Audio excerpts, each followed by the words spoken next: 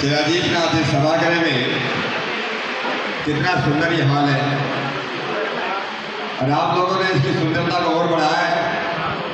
हमारी मातृशक्ति, हमारे सभी आदरणीय बुजुर्गों, नौजवान साथियों, बहुत ही सम्मान्य मंच, हमारे पत्रकार बंधु, शायरकार मित्रों, सबसे पहले मैं आप सब लोगों को सादर नमस्ते करता हूँ। आज इतना सुंदर कार्यक्रम करने के लिए इस कार्यक्रम के संयोजक आदरणीय पंडित राधेश्याम शर्मा जी,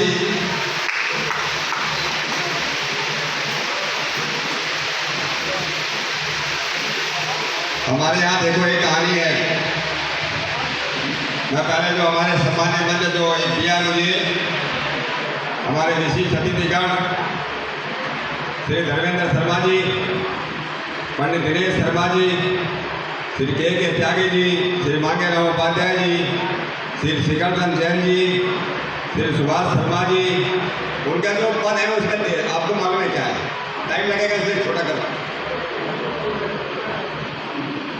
श्री शिखरचंद जैन जी, श्री सुभाष शर्मा जी, श्री चौधरी ओमपाल जी, श्री अनूप सिंह रोहेला जी, श्री कालू रोहेला जी, श्री मनोज गोयल जी, श्री हरीश मोहन अग्रवाल जी, श्री सत्येंद्र विश्वकर्मा जी, श्री मुकेश जहांगीर जी, श्री शीशपाल सैनी जी, श्री सुरेंद्र सैनी जी, चौधरी चौरासी खास श्री राम सिंह प्रजापति जी, श्री जयप्रकाश जहांगीर जी, चौधरी 24 का विश्वकर्मा, डॉक्टर कृपाल सिंह जी सोनान, श्री ओमपाल सिंह जी, ओमपाल राठी जी, श्री अशोक कटारिया जी, डॉक्टर नीरज कौशिक जी, श्री सुरेंद्र सिंह जी, सुभाष गलवान जी, परमेंद्र राणा जी बैठे पीछे बैठे, हमारे विक्रम राणा जी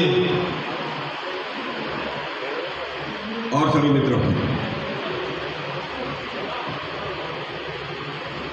मैं बात कह रहा था कि आज के इसके कार्यक्रम के संयोजक आज पंडित दीनदयाल जी की उपाध्याय जी की जयंती है और पूरे देश के अंदर आज भारतीय जनता पार्टी पंडित दीनदयाल उपाध्याय जी की जयंती बड़े जोर और शोर से मना रही है। इसलिए सबसे पहले मैं अपनी तरफ से, आप सबकी तरफ से, इस बागपत लोकसभा क्षेत्र की तरफ से सबसे पहले पंडित दीनदयाल उपाध्याय जी की स्मृति में उनको मैं सादर अभिवादन करता हूँ।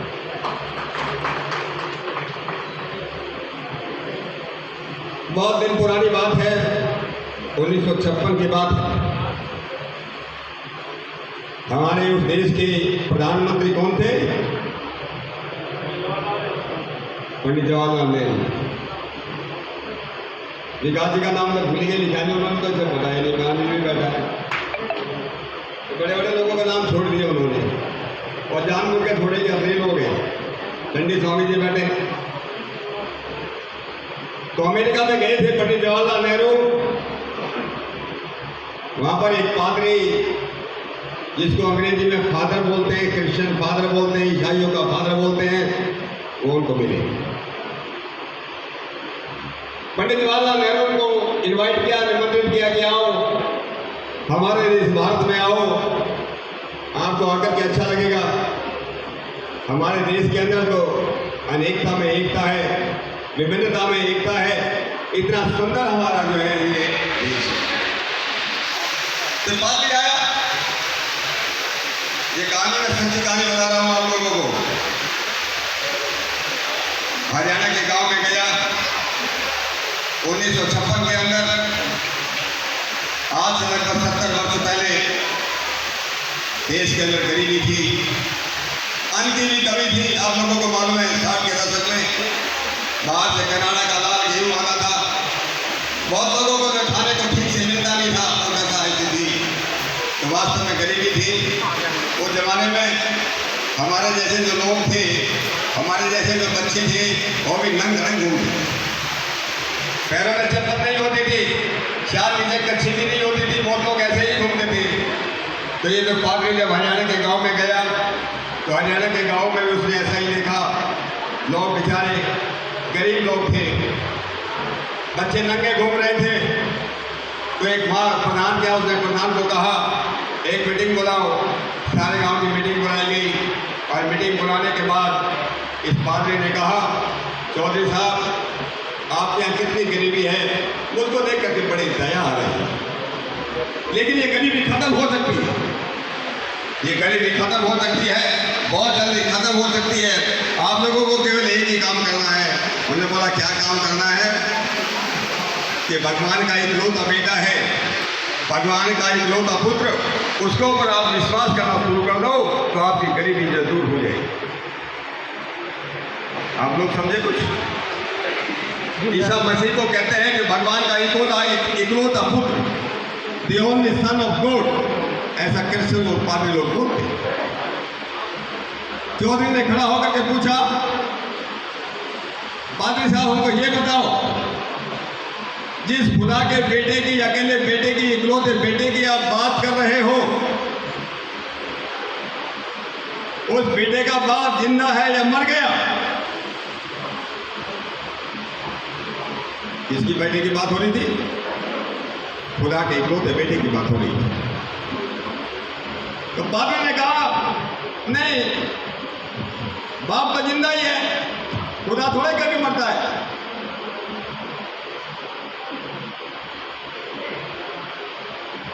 तो मालूम है चौधरी ने क्या कहा? हमारी परंपरा है, हमारी संस्कृति है, और संस्कृति ये कि जब तक बाप जिंदा है बेटे की नहीं सुनेंगे, और बेटे की शरण में भी नहीं जाएंगे। जब तक पंडित राधेश्याम शर्मा जो है यहाँ का नेता है, तब तक दीपक शर्मा की बात करना शांति वाली है। जब पंडित राधेश्याम शर्मा कहेंगे, उनका आशीर्वाद हम हमेशा हमने को मिलता रहता है, निश्चित रूप से उस पर विचार किया जाएगा। लेकिन बात जो है बाप की है भाई, हम इस संस्कृति को मानने वाले हैं।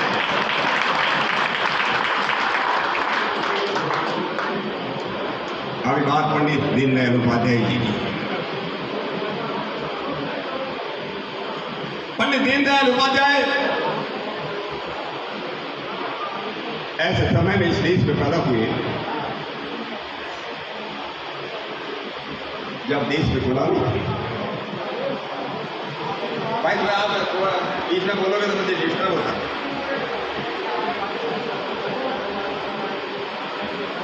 देश में गुलामी थी,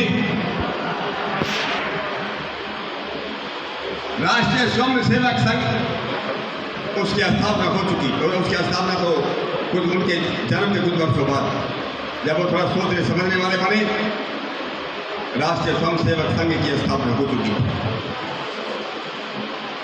ये विचार आया, इस देश की संस्कृति को कौन बचाएगा, देश की विरासत को कौन बचाएगा।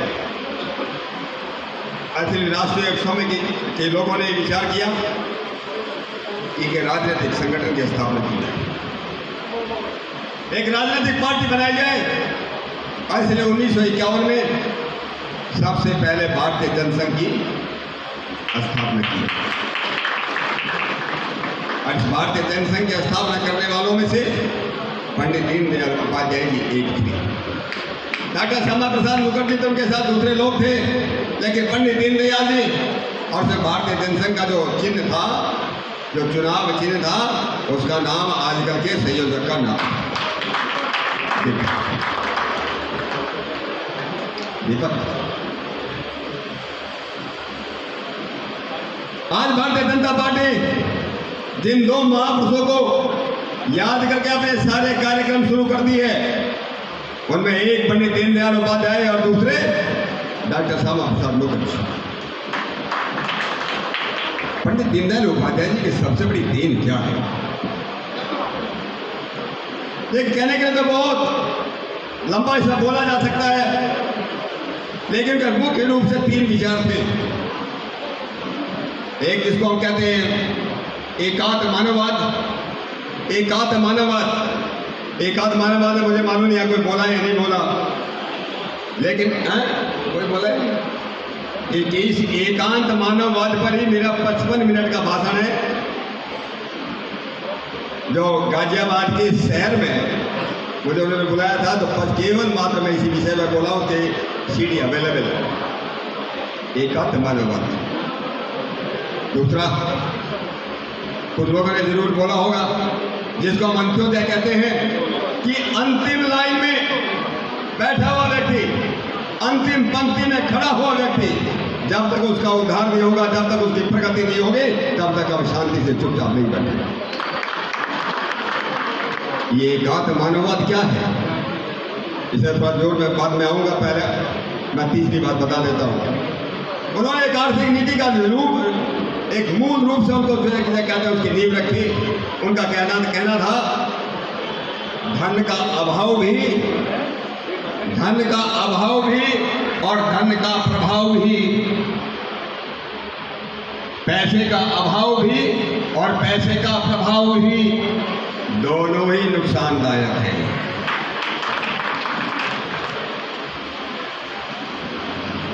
पैसा तो होना चाहिए, लेकिन उसके प्रभाव में नहीं आना चाहिए।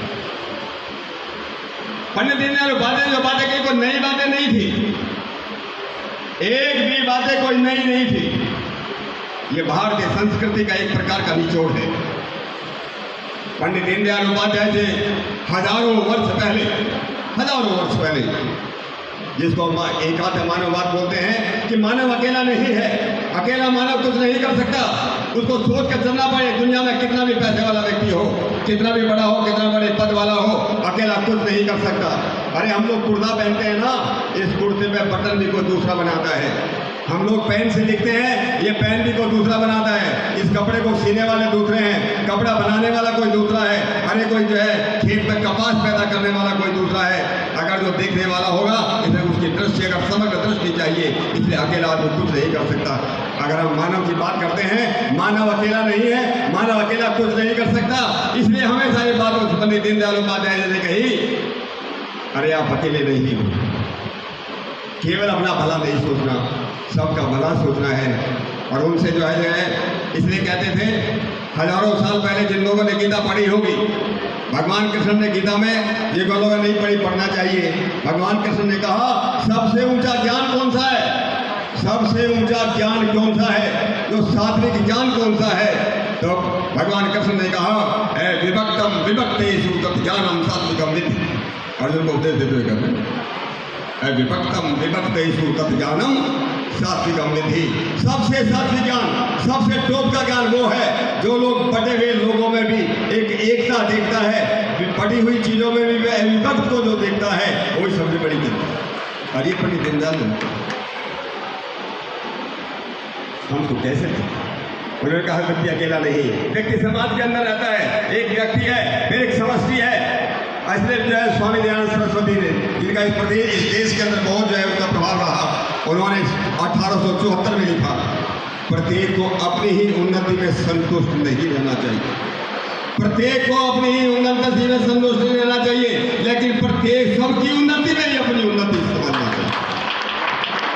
यह महर्षि दयानंद सरस्वती ने लगभग 80 साल पहले पंडित दीनदयाल उपाध्याय से पहली बात कही। एकात्म मानववाद कि व्यक्ति है, फिर समाज है, समष्टि है, फिर ये सृष्टि है। ये सृष्टि किसी ने बनाई नहीं है, हम लोगों में से किसी ने सृष्टि नहीं बनाई, इसने सृष्टि बनाई है। इस सृष्टि को बनाने वाला को परमेष्टि है, वो परमात्मा है। इसलिए जो एकात्म मानववाद का ये सिद्धांत है, अरे मनुष्यों, तुम अकेले नहीं हो, अकेले कुछ नहीं कर सकते, सबको साथ लेकर के चलना है, लेकिन साथ लेते हुए चलते हुए भगवान को हमेशा याद रखना है। भगवान को हमेशा याद रखना है। ये एकात्म मानववाद है। फिर अंतिम उसकी बात किया कि अंतिम पायदान में जो व्यक्ति बैठे हैं, जो गरीबी खत्म करना है, इसलिए हमारी सरकार ने, चाहे हमारे जो है अटल बिहारी वाजपेयी जी हमारे प्रधानमंत्री रहे हो, या जब से नरेंद्र मोदी जी देश के प्रधानमंत्री बने, आपको मालूम है सबसे पहले 2014 में उन्होंने सबसे पहले क्या शुरुआत की थी? जन धन योजना शुरू की थी। क्या जन धन योजना थी? कोई सोच नहीं सकता था। इस जन धन योजना का उसका अंतिम उद्देश्य क्या है? लोगों ने सोचा, अरे गरीब लोग जाकर के बैंकों में अपने खाते कैसे खोलेंगे। मैं कई बार इस बात को कहता हूँ कि 1969 में बैंकों का राष्ट्रीयकरण। और 1969 से लेकर के 2014 तक इस देश में केवल 3.5 करोड़ खाते थे। केवल 3.5 करोड़ जो पैसे वाले लोग थे वही खाता खोलते थे, वही बैंकों में जाते थे और बैंकों में खाता खोलने के लिए सिफारिश लगती थी।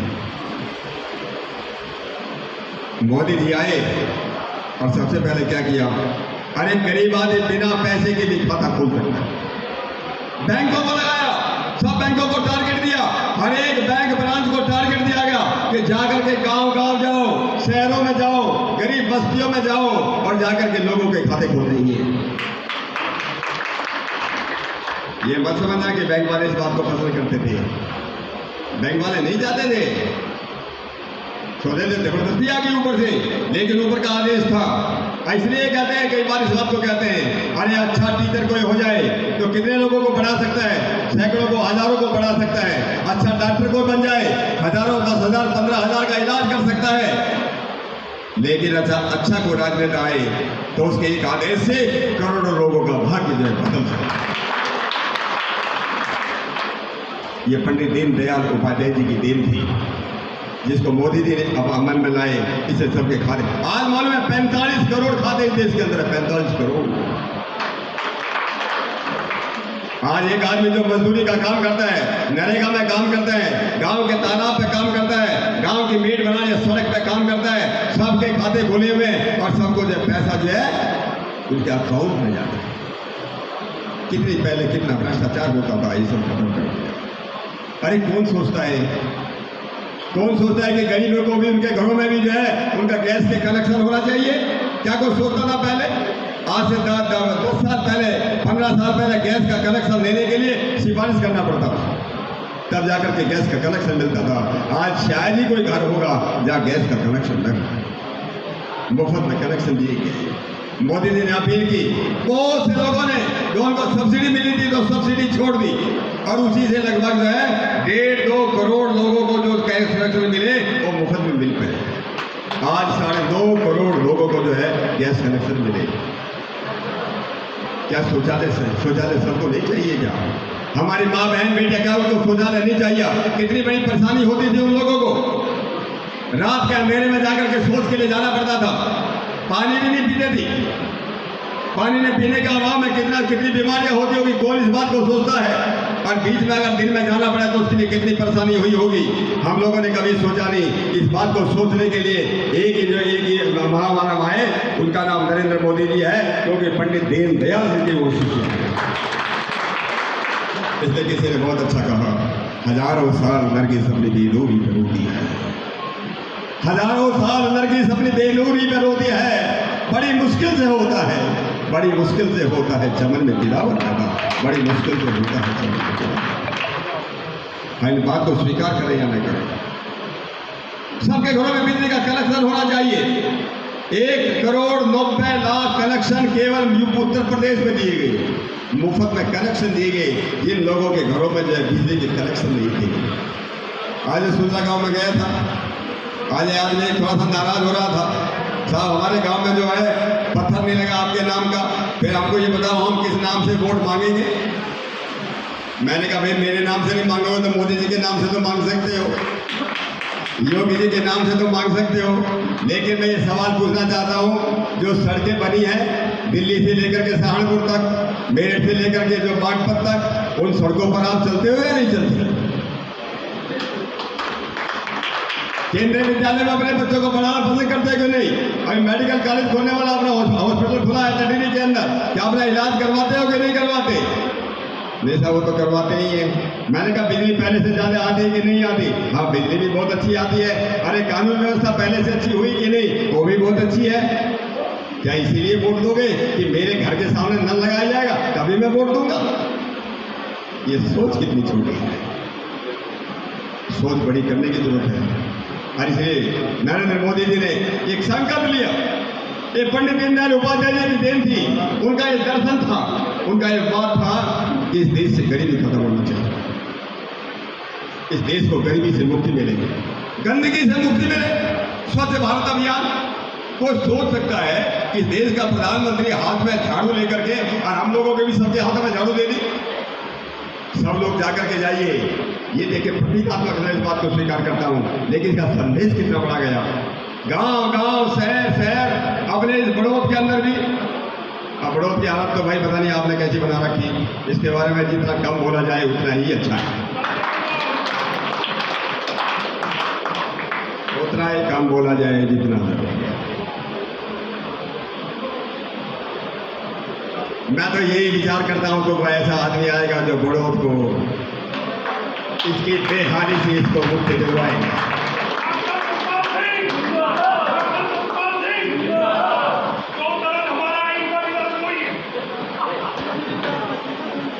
इसलिए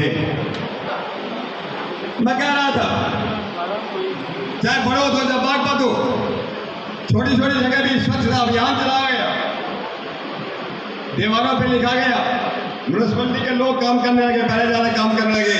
हम लोगों भी जब जो है गाड़ी में बैठ करके चलते हैं तब सोचते हैं अरे हाथ में केला खा रहे हो तो केला का छिलका जो है बाहर मत फेंको। ये कुछ सोच तो आई, ये विचार तो आया है, पहले विचार नहीं था। मेरा कहने का मतलब ये है कि पंडित दीनदयाल उपाध्याय जी ने इस देश को, इस पार्टी को जो दर्शन दिया, इसलिए जगह जगह उन्होंने कहा अरे हाथ का हुनर भी होना चाहिए, दिमाग का हुनर भी होना चाहिए। इसलिए पंडित दीनदयाल उपाध्याय जी के नाम पर जो है, जिसको हम बोलते हैं स्किल डेवलपमेंट, तो कौशल विकास केंद्र खोले। कौशल विकास, बिजली घर घर में बिजली गई, ये पंडित दीनदयाल उपाध्याय जी के नाम से। वो तो हमेशा कहते थे, उनका नाम ही दीनदयाल था, नाम ही दीनदयाल, नाम का फर्क तो पड़ता ही है। दीनों के प्रति, गरीबों के प्रति दया भाव रखने वाला है तो दीनदयाल हो सकता है। अरे दीपक तो वही तो बन सकता है जो अंधेरे को दूर करता हो, वही तो दीपक बन सकता है। मैं एक दीपक हूं, मैं एक दीपक हूं, मेरी लड़ाई सिर्फ अंधेरे से है। मैं एक दीपक हूं, मेरी लड़ाई सिर्फ अंधेरे से है। हवा तो बेवजह मेरे खिलाफ है, हवा तो बेवजह मेरे खिलाफ है। अरे जाओ हवा से जाकर के कह दो, क्या कह दो, हवा से जाकर के कह दो, अपने को आजमा करके देख ले। बहुत दीपक बुझाए हैं, बहुत दीपक बुझाए हैं, एक जला कर तो देखो। कितने नेता हुए इस धरती पर, इस बागपत की धरती ने कितने बड़े बड़े नेता दिए। क्या किसी ने बागपत के बारे में सोचा है, बागपत के विकास के बारे में सोचा है, यहाँ के बच्चों के भविष्य के बारे में सोचा है? यहाँ अच्छी सड़कें होना चाहिए, यहाँ हॉस्पिटल होना चाहिए, यहाँ यूनिवर्सिटी होना चाहिए, यहाँ हमारे बच्चों को जो है रोजगार के अवसर।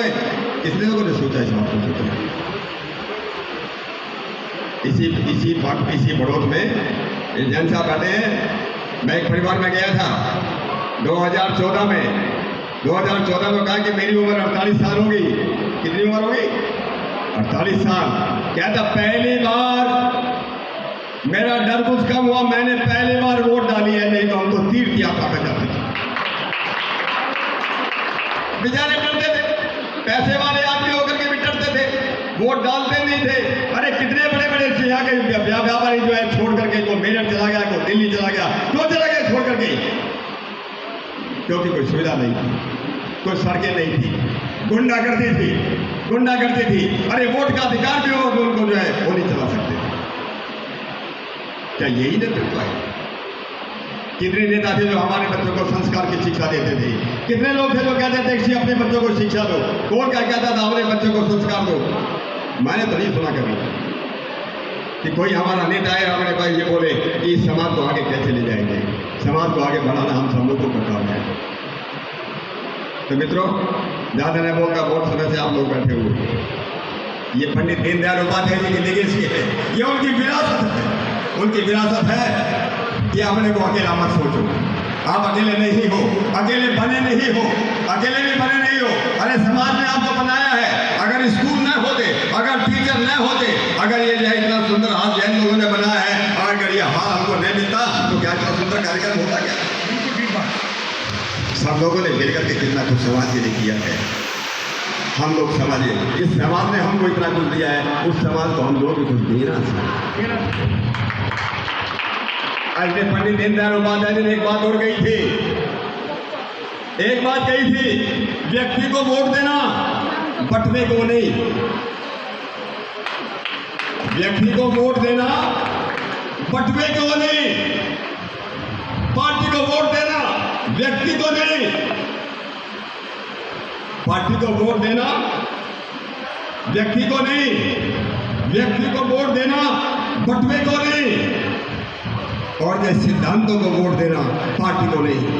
बढ़िया बात, ये आगे बढ़ के बात है, बहुत आगे बढ़ के बात है, दिले की बात है। जिसके पास सिद्धांत है, जिसके पास सच्चाई है, जो समाज के लिए काम करने का जो है, जिसके पास वो है, जो समाज के लिए लड़ता है, समाज के लिए काम करता है, समाज को चहुमुखी के विकास देने के लिए प्रयत्न करने वाला, जिसके पास ईमानदारी है, और उसके लिए खड़े हो जाओ। यही तो आर्यत्व है, यही आर्यत्व है, यही ब्राह्मणत्व है, और यही जैनत्व है। सब जितने जो है यही छत्रत्व है कि हम सब लोग मिलकर के खड़े हो जाए। एक अच्छे समाज का निर्माण करना है, एक नए भारत का निर्माण करना है, एक नए भारत का निर्माण। कैसे भारत का निर्माण? एक नए भारत का निर्माण करना अगले 25 वर्षों में। इस भारत को विश्व गुरु बनाना है। और मुझे बागपत को सबसे अच्छा जिला बनाना है। बहुत बढ़िया, डॉक्टर सतपाल सिंह। इसलिए आप सब लोग, आपसे इतना ही निवेदन करता हूँ, अच्छे लोगों के साथ खड़े हो जाओ, अच्छे विचारों के साथ खड़े हो जाओ। पुरानी बातें छोड़ दो, पुरानी बातें छोड़ दो। वो जमाना अभी चला गया। इसलिए मैं कल परसों में बोल रहा था, बागपत में मुझे बात ये याद आ गई। परसों में बोल रहा था, हम लोगों ने कुछ जिनको हम विकलांग कहते हैं, जिनको हम दिव्यांग कहते हैं, उनको उपकरण देने की बात थी। उस समय मैं कह रहा था, विकलांगों में दिव्यांगों में फर्क है। जिसको जो है, जिसकी आंखें नहीं हैं वो दिव्यांग है, और जिसको आंख रखते हुए भी जो देखता नहीं वो विकलांग है। अरे जिसके भगवान ने दिमाग नहीं दिया, जो दिमाग से पागल है, वो दिव्यांग है, और जो दिमाग रखता हुआ भी गुलाम है वो विकलांग है। बिल्कुल ठीक बात, डॉक्टर सतपाल सिंह, डॉक्टर सतपाल सिंह। जिसके पैर नहीं वो दिव्यांग है, और जो पैर रखता हुआ भी अच्छे लोगों के साथ खड़ा नहीं होता, अच्छी पार्टी के साथ खड़ा नहीं होता, वो जो है विकलांग है। ये बागपत